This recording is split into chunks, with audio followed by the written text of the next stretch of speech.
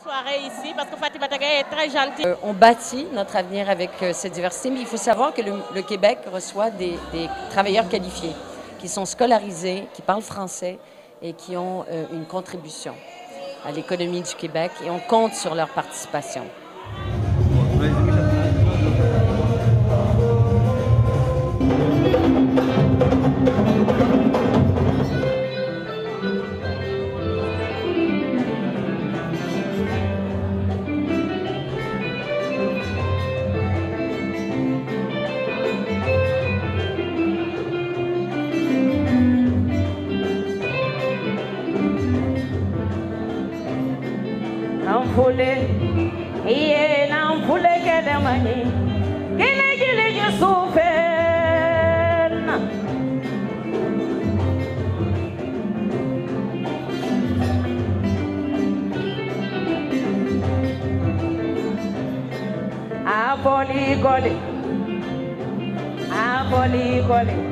Ale mana mana kan poti gole atifinyana afoli gole ale kula kula kan poti gole atifinyana afoli gole ale mana mana kan poti gole atifinyana.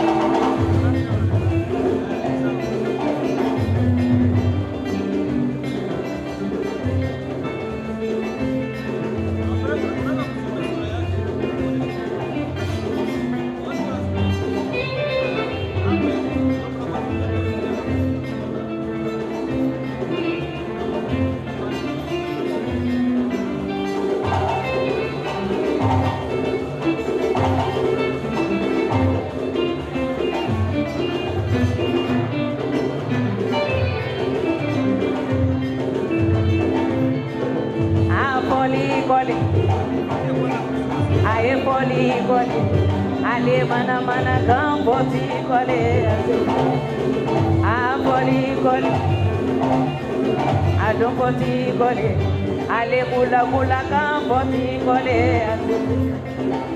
afoli kole poti kole ale kula kula gamboti kole afoli kole poti kole ale mana mana kamponi kole atufinyana. Merci. Elle va nous revenir tout à l'heure. En attendant, nous souhaiterions recevoir M. José Nunez Melo, député fédéral de la circonscription de Laval, s'il est là.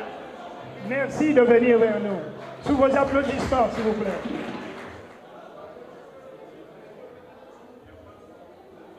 Bonsoir. Les salutations de rigueur, Madame la Ministre Kathleen Veil. Leur Excellence, les ambassadeurs du Sénégal et de la Mauritanie. Mesdames et Messieurs. C'est pour moi un privilège d'être ici avec vous ce soir afin de partager les galas culturels organisés par la Fondation Mission Humanitaire pour le développement des jeunes sous le thème Immigration, itinérance et insertion. L'immigration et la diversité culturelle constituent une richesse inestimable. Et je tiens à souligner l'apport de toutes les communautés africaines, la communauté sénégalaise incluse, dans notre développement dans cette grande terre d'accueil qu'est le Canada. Je peux en témoigner, car depuis 1993, lorsque j'ai fait mes études à l'école de hautes études commerciales, plusieurs de mes collègues et même des chargés de cours étaient des ressortissants africains. Continuons à travailler fort, tous ensemble, pour bâtir un Canada meilleur.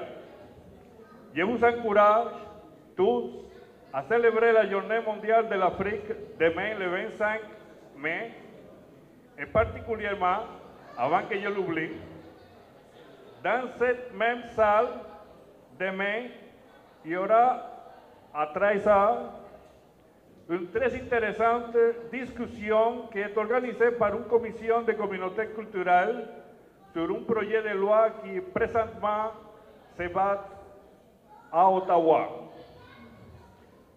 C'est la loi renforçant la citoyenneté canadienne. Il faut soutenir ceci-là et je vous remercie encore de ce soir-là et tous les efforts que fait la Fondation Vision pour l'Humanité. Merci beaucoup.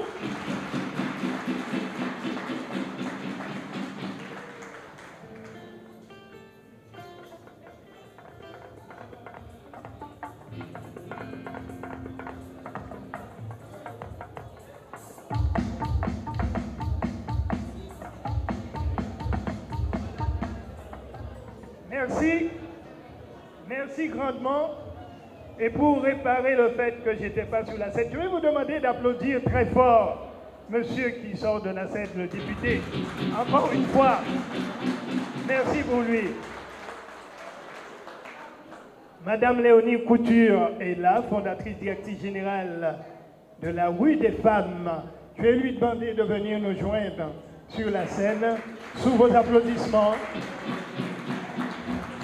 Toutes ces personnes qui travaillent pour le bien-être de l'homme en général. Bonsoir, Madame la ministre, Monsieur le député, distingués invités, Madame Gaye, chers membres de la Fondation. Quand Madame Fatimata Gaye m'a demandé d'être marraine de cette soirée bénéfice, j'ai tout de suite accepté en comprenant l'importance essentielle de la Fondation. Aider au développement des jeunes blessés et souffrants et de leurs familles, des jeunes du Fouta à Montréal, d'ici et aussi d'ailleurs. Je me suis demandé, parce que Mme Gaye m'a demandé d'être la marraine, qu'est-ce que ça signifie être marraine? En fait, c'est comme une sorte de mère spirituelle qui s'engage à être là quand la mère biologique ne peut plus y être. Comme pour tous les gens qui viennent comme immigrants, comme une terre, on peut dire qu'on peut parler d'une terre marine, une terre d'adoption, qui est là pour vous accueillir au bout d'un long voyage d'immigration et de déchirure, parce que la terre-mère, votre terre-mère, souvent ne pouvait plus vous nourrir. Une terre d'accueil pour vous inclure comme ses propres enfants dans sa communauté, engagée dans son rôle de terre marine, pour nourrir, vous aider à soigner les déchirures, à vous développer et reconstruire une vie nouvelle en toute solidarité humaine, en toute solidarité partagée, pour vous et pour ce que vous avez de plus précieux, vos enfants. C'est pourquoi j'ai accepté mon rôle de marraine du grand gala culturel annuel du Fouta à Montréal.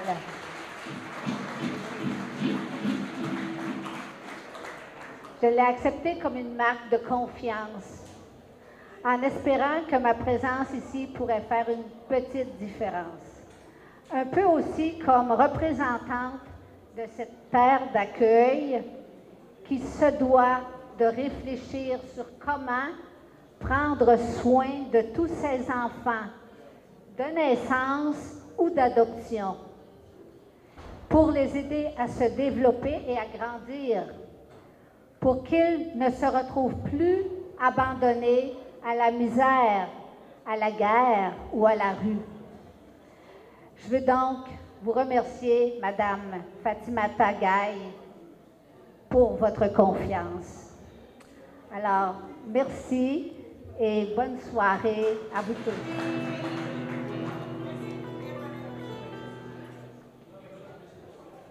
Accolade. Alors je vous demande d'applaudir encore cette dame qui s'occupe de la rue des femmes. Il faut le faire. La rue des femmes.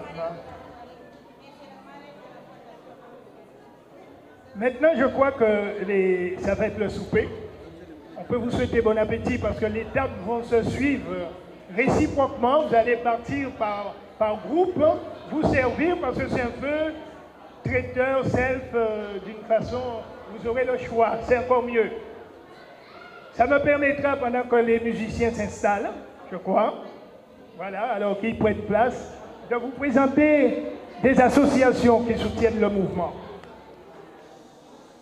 Il y a Dental Feuld du Canada, DFK, la communauté mauritanienne au Canada, le regroupement général des Sénégalais du Canada, avec son président, je crois qu'il doit être présent là, Association des ressortissants de Bogue et environ au Canada, les grandes dames de Montréal, vous les avez vues rentrer, les grandes dames, avec de superbes tenues. Je crois qu'elles sont de la Guinée, en grande majorité. L'Association des étudiants africains, l'Association des Guinéens de Montréal, l'Association des Maliens du Canada, bien sûr, le REPAF, bien sûr, la Foire africaine. Enfin, c'est toute l'Afrique que nous voulons ici ce soir. Les musiciens s'installent, je crois qu'ils sont prêts. Et le souper est prêt. On vous demande d'aller justement vers les tables, d'aller vous servir et écouter de la musique en dégustant. Je pense que ce n'est pas une mauvaise idée.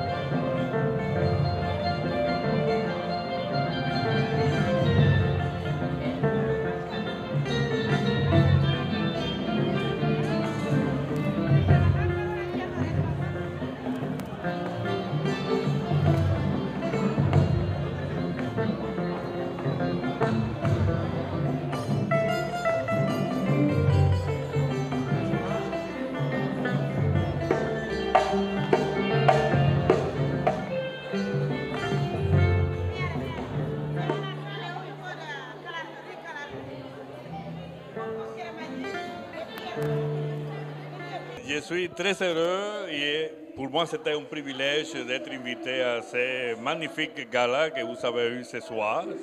Moi, j'encourage toutes les activités qui font les associations, les fondations et surtout dans des thématiques très importantes comme celle de l'immigration, l'itinérance et c'est qui beaucoup de problèmes que je sais y ont les communautés ici à Montréal et même partout au Canada. Mais très sincères félicitations, bravo. Et encore, vous encouragez de continuer à chaque année de faire des activités. Ne m'oubliez pas. Vous m'invitez, je suis là, je suis présent toujours.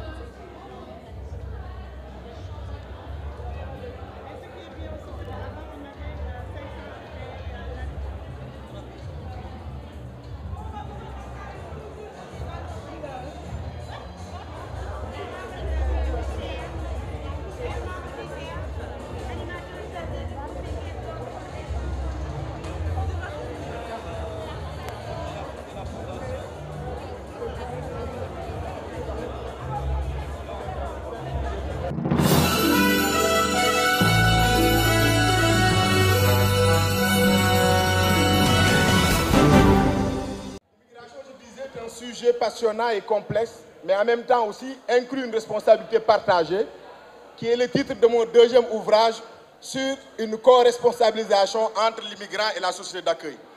Je pense que la ministre disait tantôt, lors du discours du Premier ministre Philippe Couillard pour la 41e législature, que son gouvernement croit fermement que la diversité n'est pas une menace, mais c'est une richesse. M. Couillard disait aussi quelque chose de fondamental. Le Québec grandit chaque fois qu'il accueille les rêves et les espoirs d'une personne venue d'ailleurs. Nous allons continuer de grandir ensemble en affirmant les valeurs communes.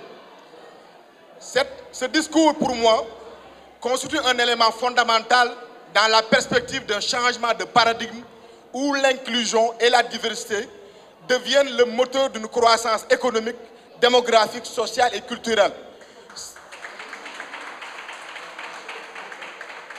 La ministre Catherine Veil également avait dit en fait lors du discours sur la consultation publique pour la planification de l'immigration pour la période 2012-2015 que l'immigration est l'un des outils modernes utilisés par le Québec pour relever les défis en ce qui concerne la démographie, l'économie, le social.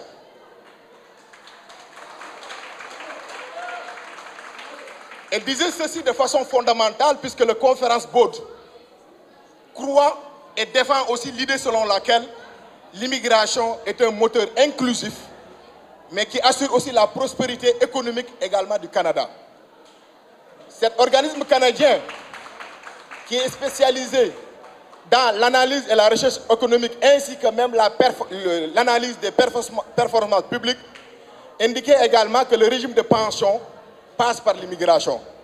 Ceci veut dire que le Québec, qui a une maîtrise totale de son immigration, est différent des autres pays qui n'ont pas sur leur terre, sur leur sol, des personnes qualifiées, instruites. L'immigration demeure fondamentale puisque le Canada recrute des cerveaux qui ne lui ont rien coûté, mais le Canada aussi a en son sein de ce qu'on appelle des produits finis. C'est-à-dire que c'était des jeunes très scolarisés, très instruits et qui viennent participer au rêve nord-américain. Le rêve de faire partie d'une société où le vivre ensemble harmonieux devienne également une réalité. un rêve aussi où véritablement on ne cherche pas à diviser les Québécois, mais où on cherche plus à favoriser l'inclusion et la diversité. Et dans ce sens, je suis très optimiste et je vous dirai pourquoi. Parce qu'il y a un journaliste qui m'avait posé la question lors du salon de l'immigration et de l'intégration en me disant mais pourquoi tu es optimiste avec le changement du ministère? Pourquoi tu es optimiste aussi malgré en fait le fait que vous ayez écrit 2 livres sur les difficultés d'intégration? Je lui disais que oui, il y a des difficultés d'intégration et l'emploi est le premier facteur intégrateur et socialisateur de l'individu dans une société. Si on n'a pas un emploi, l'intégration et l'immigration risquent en fait d'être de grands échecs. Mais en même temps, le fait d'avoir un discours apaisé, le fait que M. Couillard, lors de son discours d'investiture, identifie aussi les diagnostics au niveau de la reconnaissance des compétences professionnelles, mais en même temps, le fait aussi que M. Couillard insiste beaucoup sur le fait que comme la ministre le disait également, chaque immigrant est un Québécois au même titre de celui qui est ici depuis une décennie, parce qu'on est tous des immigrants et on veut bâtir cette société ensemble. Et c'est cette vision-là qu'il faut développer et c'est cette vision aussi qu'il faut impulser également en aidant aussi les ministères, les institutions également, parce que le Québec est en train de construire un grand chantier. Puisque même le reportage de Vincent Maisonneuve de Radio-Canada indiquait également que la pénurie de main-d'œuvre est une réalité et que cette chute de pénurie de main-d'œuvre fait de telle sorte également qu'on va compter sur des immigrants qui sont compétents, sur des immigrants aussi parfois qui ont besoin de formation, de mise à niveau, mais sur des immigrants aussi qui ont besoin aussi de comprendre parfois les us, les coutumes aussi, parce que c'est important de montrer également qu'on est dans une société, qu'on est en train aussi d'entreprendre également, parce que effectivement Fatimata Gaye est un modèle inspirant qui fait aussi preuve également que les femmes sont aussi des piliers également au niveau de l'intégration. Nous avons aussi un espoir, puisque les jeunes de première génération, de deuxième génération, constituent aussi des éléments qui nous permettent au niveau des écoles, au niveau des établissements, de favoriser ce vivre ensemble harmonieux, parce que le Québec contemporain se construit aussi sur la diversité. Et ce discours est important, puisque le gouvernement est le premier responsable. Et si le gouvernement est le premier responsable et que le gouvernement donne un discours positif, il y a de l'espoir aussi. Et dans ce sens-là, je dis également que la ministre pourra réussir cette mission, puisqu'elle a été ministre de l'immigration, elle a été aussi dans le carré de Philippe Couillard lors des investitures, donc un élément important aussi. Et ensuite, ça aussi, ça nous donne des arguments aussi pour qu'on puisse passer de l'action. Puisqu'il y a eu des réflexions, il y a eu des analyses. Dans les 2 livres, vous trouverez en fait un certain nombre d'éléments et des réponses qui sont apportées par des experts aussi qui sont sur le terrain et qui décrivent aussi les difficultés, mais aussi également les succès des immigrants, parce qu'on n'en parle pas.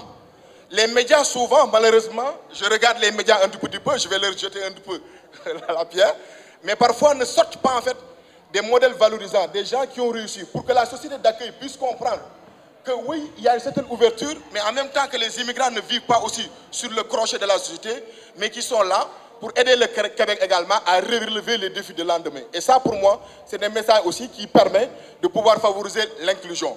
Je ne vais pas vous retenir longtemps parce que je sais que la ministre devrait partir, mais si je veux conclure en fait par un élément, c'est que nous construisons le Québec tous ensemble. Qu'on soit immigrants, néo-québécois entre guillemets, qu'on soit québécois tout court, canadiens, nous sommes partie également de ce peuple qui aussi croit à la richesse de l'immigration. Ce peuple également qui pense que les compétences n'ont pas de couleur. C'est ce peuple aussi qui également compte beaucoup aussi sur l'impulsion de toutes les personnes venues des 4 coins du monde, parce que le Canada est bâti sur l'espoir et c'est un rêve, ce rêve peut être réalisé, mais il faut aussi qu'on mette les conditions pour que les personnes immigrantes trouvent des emplois à la hauteur de leurs compétences et qu'on essaie aussi de limiter l'itinérance et la précarisation de tout le monde. Merci beaucoup de votre attention.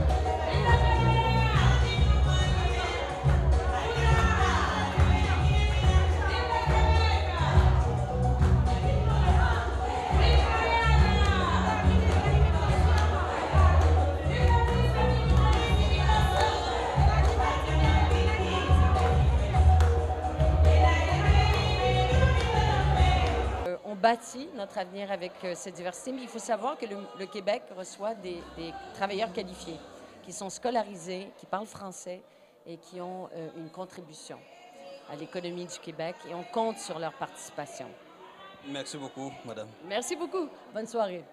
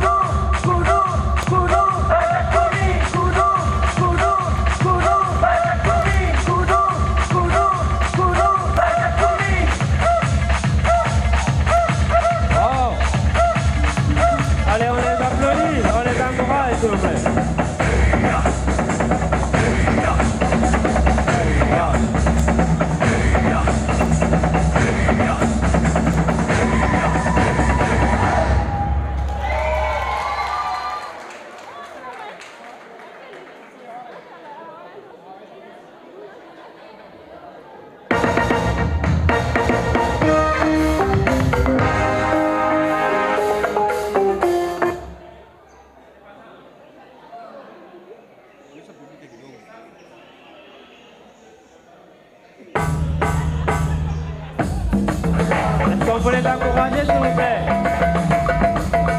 Le groupe Arriba.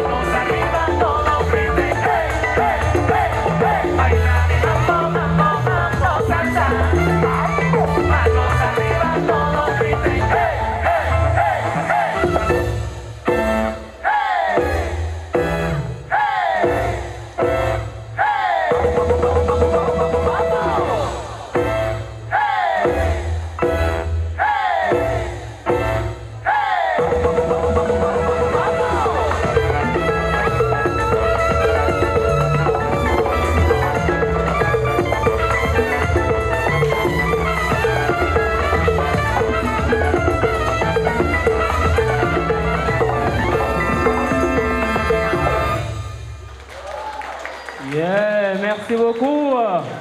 Arrivederci Verdun. Est-ce que vous en voulez encore? Est-ce que vous en voulez encore? Ok, je pense que le public en redemande. Alors, mais s'il en veut, il faut qu'il fasse du bruit. Alors, c'est ça, il faut que vous fassiez du bruit. Yeah! Alors, on reprend.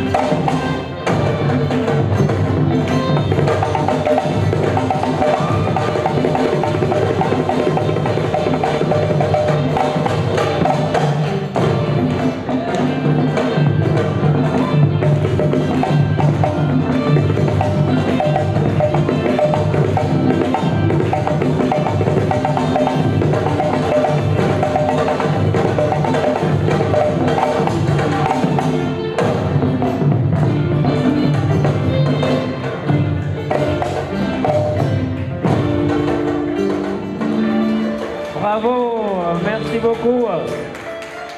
Est-ce que la petite fille voulait danser? On les applaudit, madame et monsieur. Arriva danse. Alors, si vous voulez des informations, elles vont encore être dans la salle. Alors, si vous voulez faire de la danse latine, et là, on vous laisse maintenant avec le groupe